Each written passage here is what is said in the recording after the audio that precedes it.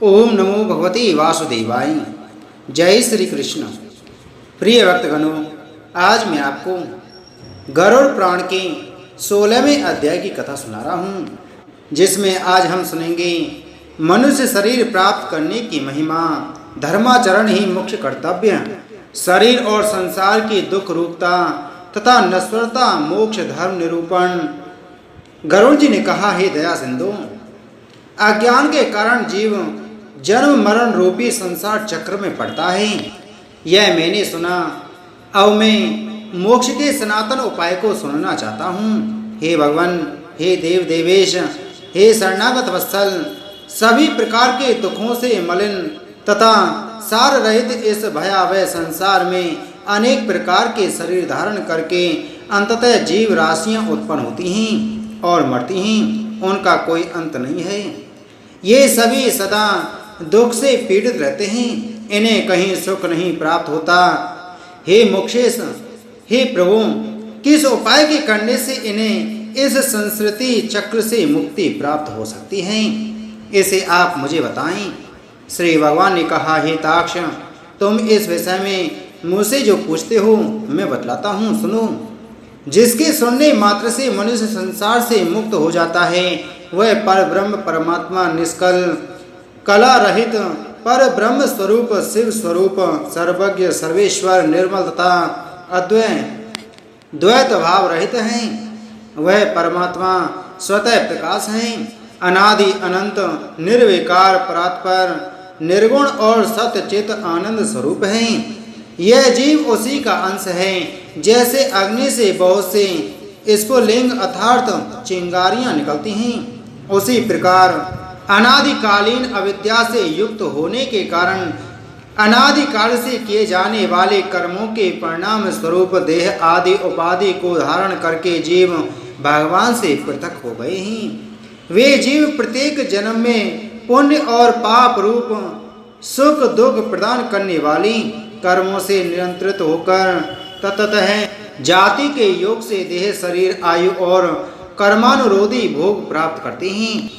हे खग, इसके पश्चात भी पुनः वे अत्यंत सूक्ष्म लिंग शरीर प्राप्त करते हैं और यह क्रम मोक्ष पर्यंत स्थित रहता है।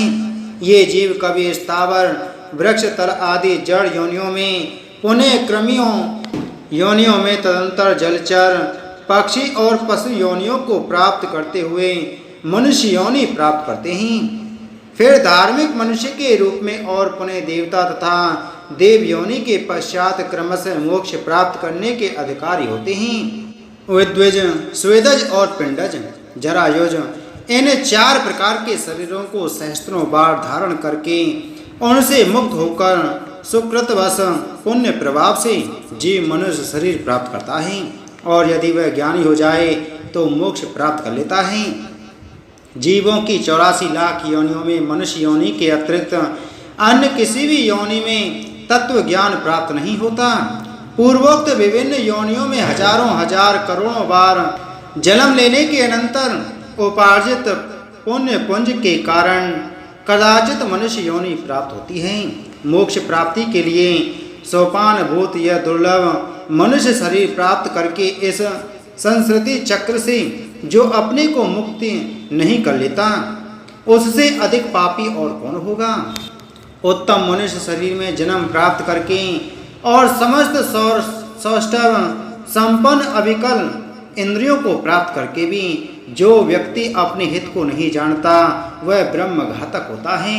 शरीर के बिना कोई भी जीव पुरुषार्थ नहीं कर सकता। इसलिए शरीर और धन की रक्षा करता हुआ इन दोनों से पुण्योपार्जन करना चाहिए। मनुष्य को सर्वदा अपने शरीर की रक्षा करनी चाहिए, क्योंकि शरीर सभी पुरुषार्थों का एकमात्र साधन है। इसलिए उसकी रक्षा का उपाय करना चाहिए।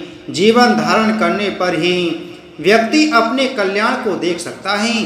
गांव, क्षेत्र, धन, घर और शुभाशुभ कर्म पुनः पुनः प्राप्त हो सकते हैं, किंतु मनुष्य शरीर पुनः पुनः प्राप्त नहीं हो सकता। इसलिए बुद्धिमान व्यक्ति सदा शरीर की रक्षा का उपाय करते हैं। कुष्ठ आदि रोगी भी अपने शरीर को त्यागने की इच्छा नहीं करते। शरीर की रक्षा धर्माचरण के उद्देश्य से और धर्माचरण ज्ञान प्राप्ति के उद्देश्य से ज्ञान ध्यान एवं योग की सिद्धि के लिए और फिर ध्यान योग से मनुष्य अविलंब मोक्ष प्राप्त कर लेता है। यदि मनुष्य स्वयं ही अपने आत्मा का अहित से निवारण नहीं कर लेता तो आत्मा का दूसरा कौन हितैषी होगा जो आत्मा को तारेगा। जो जीव मनुष्य के शरीर में रहकर इसी जन्म में नरक रूपी व्याधि की चिकित्सा नहीं कर लेता वह परलोक में जाने पर जहाँ औषध नहीं प्राप्त है नरक व्याधि से पीड़ित होने पर फिर क्या कर सकेगा। वृद्धावस्था वागिन के समान सामने खड़ी है। फूटे हुए गड़े के गिरने वाले जल की भांति प्रति क्षण आयु समाप्त होती जा रही है। रोग शत्रु की भांति प्रहार कर रहे हैं। अतः श्रेय प्राप्ति के लिए जीव को अभ्यास करना चाहिए। जब तक दुख प्राप्त नहीं होता तब तक आपत्तियां घेर नहीं लेती और जब तक इंद्रियों में वैकल्य शिथिलता नहीं आ जाता तब तक श्रेय प्राप्ति के लिए जीव को प्रयास करते रहना चाहिए। जब तक यह शरीर है तभी तक तत्व ज्ञान का अभ्यास करना चाहिए। भवन में आग लग जाने पर कौन ऐसा दुर्बुद्धि मनुष्य है जो कुआं खोदना आप प्रारंभ करता है। बहुविध सांसारिक कार्य प्रपंचों में व्यस्त रहने के कारण काल का ज्ञान नहीं होता। यह क्लेश की बात है कि मनुष्य अपने सुख दुख और हित की बात को नहीं समझता। संसार में जीवों को उत्पन्न होते हुए रोग आदि से दुखी होते हुए मृत्यु प्राप्त करते हुए और आपत्तिग्रस्त तथा दुखी देखकर भी सांसारिक मनुष्य मोह रूपी मदिरा को पीकर कभी भी भयभीत नहीं होता। भौतिक संपत्ति स्वप्न के समान नश्वर क्षणभंगुर है। यौवन भी पुष्प के समान मुरझा जाने वाला है।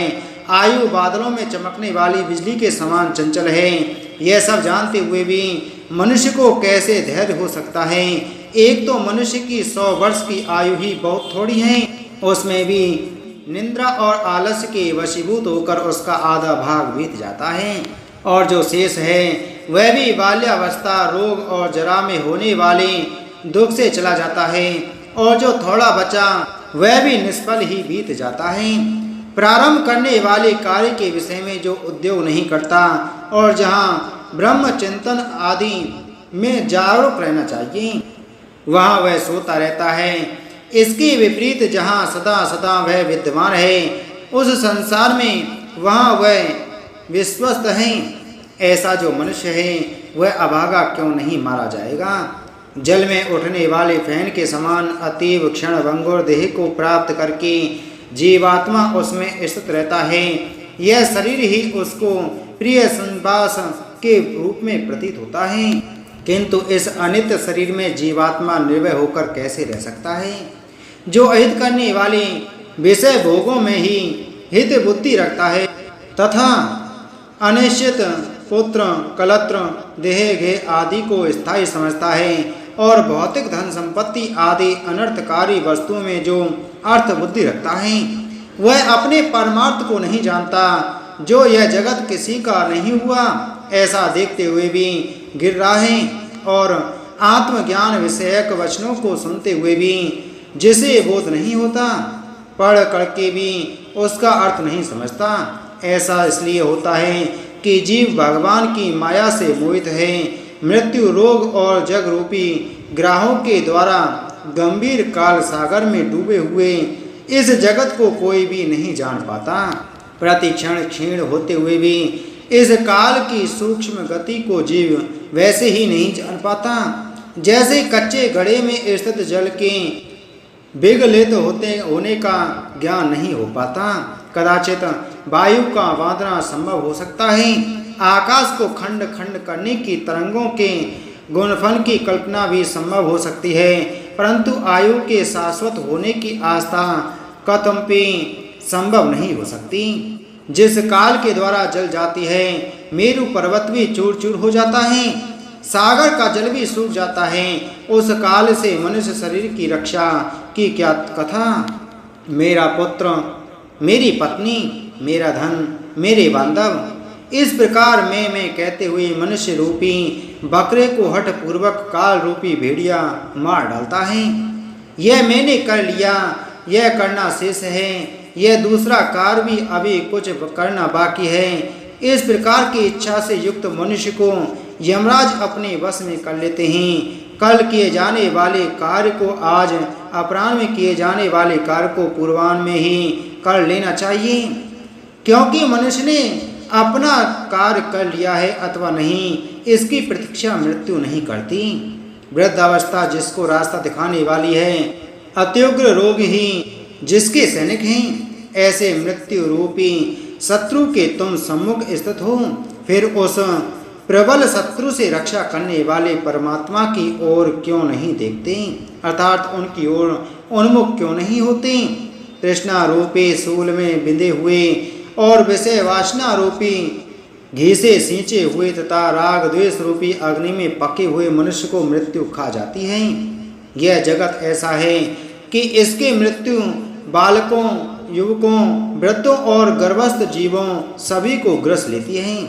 यह जीव अपनी देह को भी यहीं छोड़कर यमलोक को चला जाता है, तो फिर स्त्री, माता, पिता और पुत्र आदि से किस प्रयोजन से संबंध स्थापित किया जाए।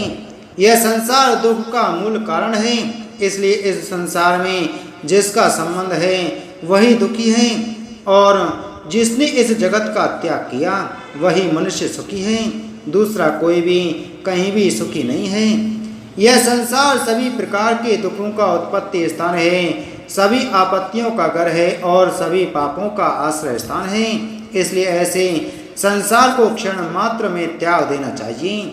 लोह एवं लकड़ियों के पासों से बंधा हुआ मनुष्य मुक्त हो सकता है, किंतु पुत्र और पत्नी रूपी पासों से बंधा हुआ मनुष्य कभी भी मुक्त नहीं हो सकता।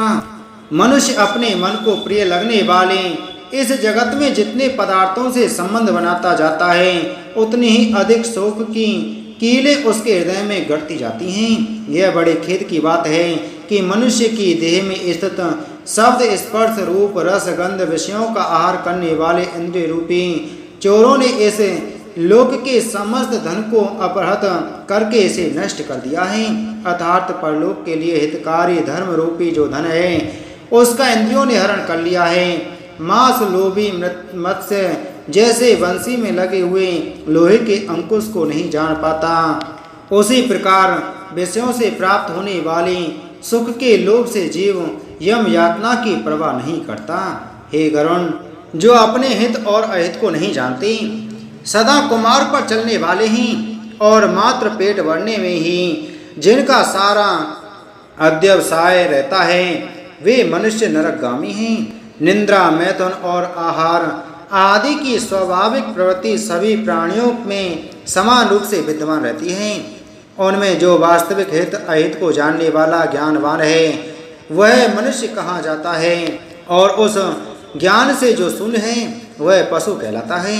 मूर्ख मनुष्य प्रातःकाल मलमूत्रों के वेग से, मध्य दिन में क्षुधा और तृष्णा से तथा रात्रि में काम, क्रीड़ा और निद्रा से बाधित रहते हैं। हाय, ये खेद की बात है कि अज्ञान से मोहित होकर सभी जीव अपनी देह, धन, पत्नी आदि में आसक्त होकर बार बार पैदा होते हैं और मर जाते हैं।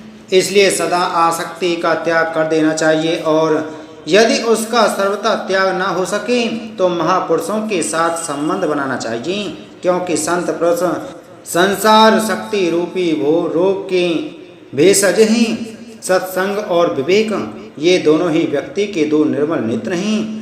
जिस व्यक्ति के पास ये नहीं है वह अंधा है। अंधा मनुष्य कुमारगामी क्यों नहीं होगा। अपने अपने वर्ण और आश्रम के लिए शास्त्र बोधित आचारों का पालन करने में संलग्न रहने वाले सभी मनुष्य यदि परम धर्म को नहीं जानते तो वे धम्माचार्य व्यर्थ में नष्ट हो जाते हैं।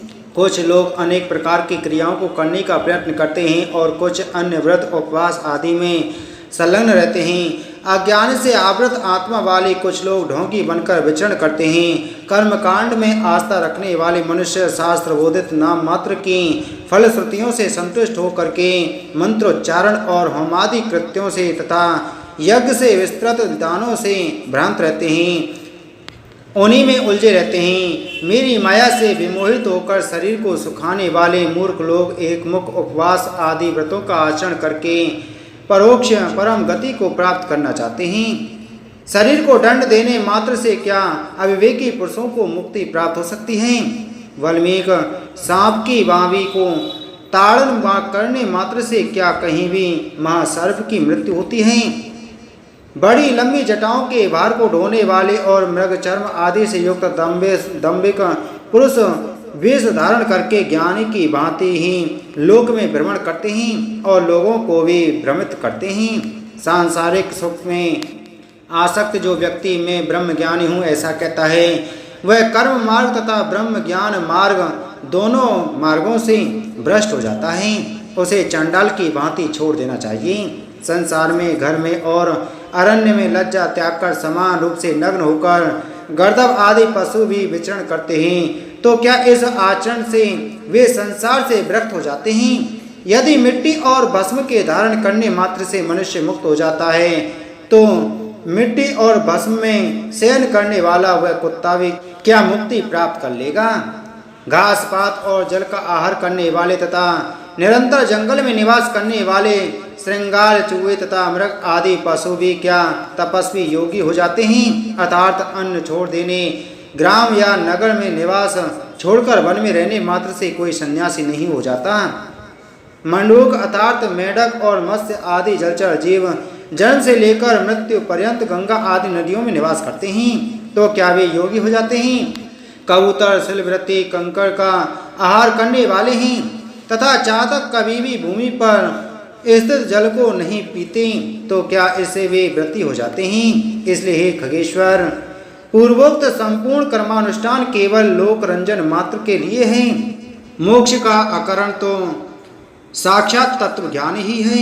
हे खग, सदर्शन रूपी महाकूप में पड़े हुए मनुष्य रूपी पशु परमार्थ को नहीं जानते हैं, क्योंकि वे पशु पात्र से नियंत्रित रहते हैं। वेद और शास्त्र रूपी घोर समुद्र में इधर उधर ले जाए जाते हुए कुतार्किक व्यक्ति सडूमियों, क्षुधा, पिपासा, शोक, मोह और जन्म मृत्यु को सडूर्मी कहा जाता है।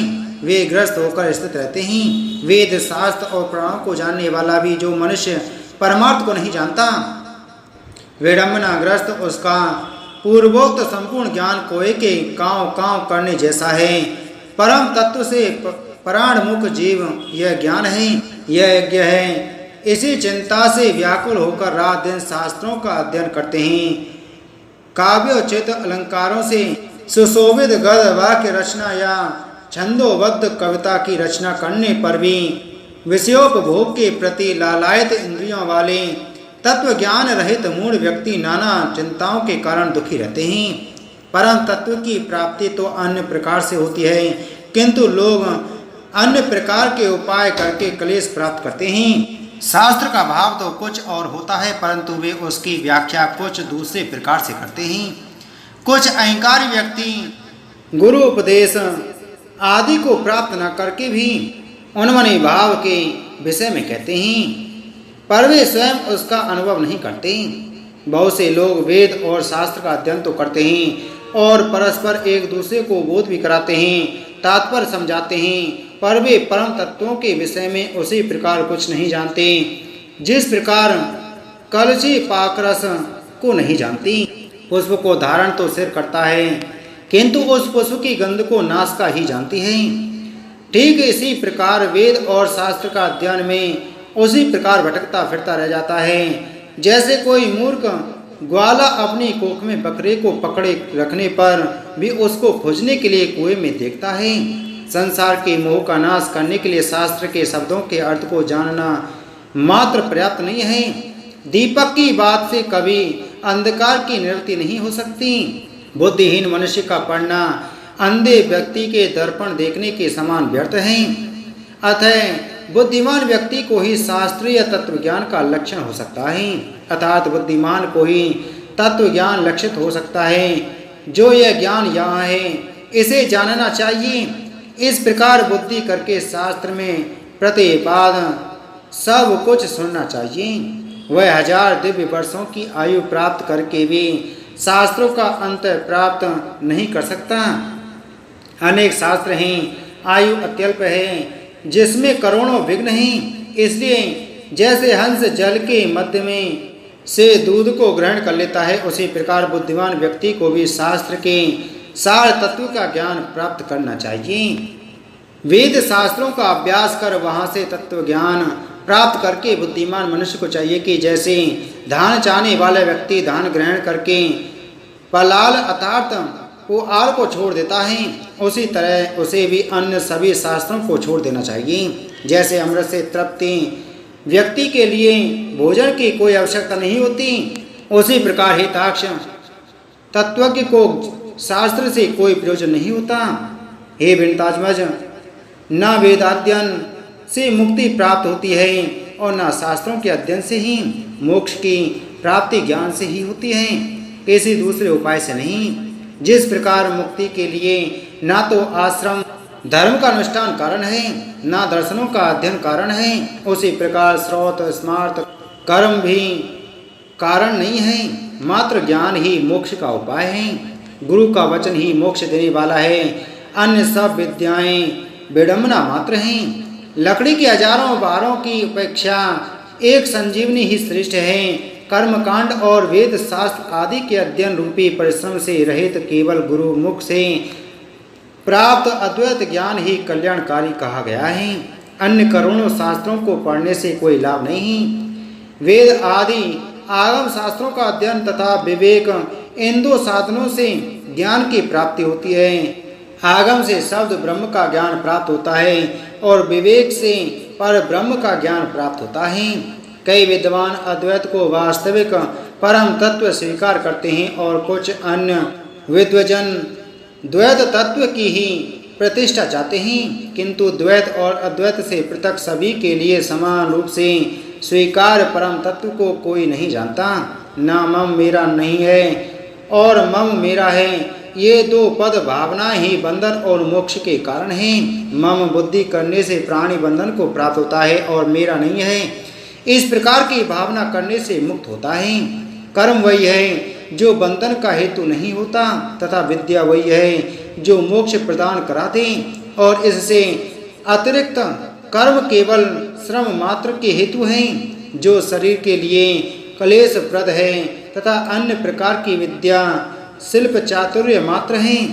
जब तक कर्म किए जाते हैं तब तक संसार में आसक्ति रहती है। जब तक इंद्रियों का चांचल्य बना रहता है तब तक तत्व ज्ञान की बात ही कहाँ हो सकती है। जब तक देह अभिमान, देह को अपना स्वरूप मानना है, जब तक ममता रहती है तब तक प्रयत्नों का वेग रहता है। जब तक संकल्प की कल्पना होती रहती है तब तक मन स्थिर नहीं हो जाता। जब तक शास्त्र का चिंतन नहीं किया जाता तथा जब तक गुरु की कृपा नहीं प्राप्त होती तब तक तत्व ज्ञान की चर्चा ही कहाँ होती है। तप व्रत तीर्थ जप होम तथा पूजा आदि सत्कर्मों का अनुष्ठान तथा वेद शास्त्र और आगम की कथा तभी तक उपयोगी है जब तक जीव को तत्व ज्ञान प्राप्त नहीं हो जाता। इसलिए हे ताक्ष, यदि अपनी मोक्ष की इच्छा हो तो सर्वदा संपूर्ण प्रयत्नों का सभी अवस्थाओं में निरंतर अनुष्ठान करके तत्व ज्ञान की प्राप्ति में संलग्न रहना चाहिए। जो प्राणी आदि भौतिक आदि दैविक आध्यात्मिक तापत्रय से सदा संतप्त रहता है उसे मोक्ष वृक्ष की छाया का आश्रयन करना चाहिए।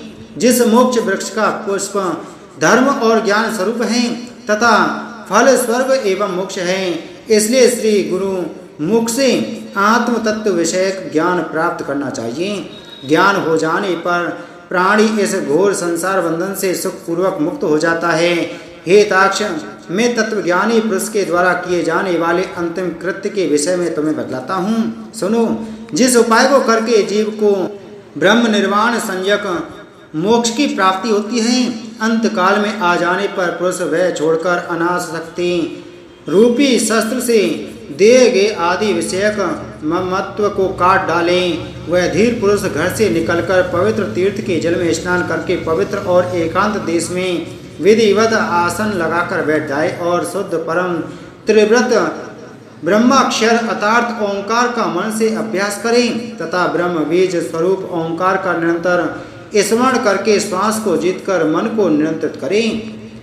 बुद्धि रूपी सारथी की सहायता से मन रूपी लगाम के द्वारा इंद्रियों को विषयों से निगृहित कर ले और कर्मों के द्वारा आक्षिप्त मन को बुद्धि की सहायता से शुद्ध अर्थ में अर्थात पर ब्रह्म में के चिंतन में लगा दे। मैं ब्रह्म हूँ, मैं परम धाम हूँ, मैं परम पद रूपी ब्रह्म में हूँ। ऐसी समीक्षा करके अपनी आत्मा को निष्फल परमात्मा में लगा दे और ओम इस एकाक्षर ब्रह्म का उच्चारण करता हुआ तथा मेरा स्मरण करता हुआ जो मनुष्य देह त्याग करता है वह इस संसार से तर जाता है और परम गति प्राप्त करता है।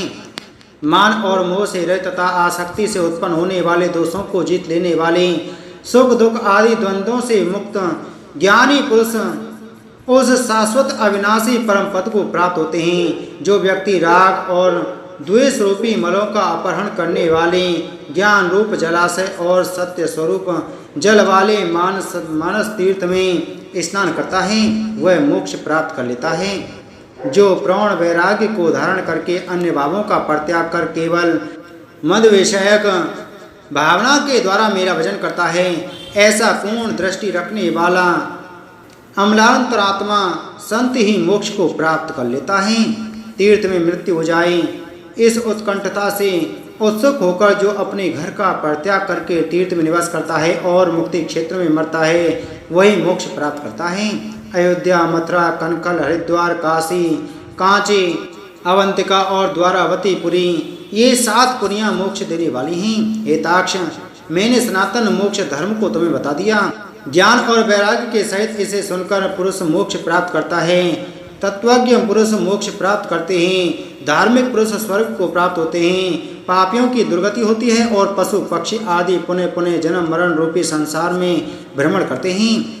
इस प्रकार सभी शास्त्रों का सारद्वार मैंने 16 अध्यायों में कह दिया। अब और क्या सुनना चाहते हो? सूत जी ने कहा, हे राजन, गरुड़ जी ने भगवान के मुख से ऐसा वचन सुनकर उन्हें बार बार प्रणाम करके अंजलि बांधकर इस प्रकार कहा। गरुड़ जी ने कहा, हे देवादिदेव भगवान, हे नाथ, हे प्रभु, अपने अमृतमय वचनों को सुनाकर आपने मुझे भवसागर से तार दिया है। अब मेरा संदेह समाप्त हो गया और मैं कृतार्थ हो गया हूँ, इसमें संशय नहीं। ऐसा कहकर गरुड़ जी ने मौन होकर भगवत धाम परायण हो गए। स्मरण करने से जो दुर्गति का हरण कर लेते हैं, पूजन और यज्ञ के द्वारा जो सद्गति प्रदान करते हैं और अपनी परम भक्ति के द्वारा जो मुक्ति प्रदान करते हैं, वे ही मेरी रक्षा करें। इस प्रकार गरुड़ पुराण के अंतर्गत सारद्वार में भगवान विष्णु और गरुड़ के संवाद में मोक्ष धर्म निरूपण नामक 16वां अध्याय पूरा हुआ। बोलो गरुड़ पुराण की जय, बोलो विष्णु भगवान की जय।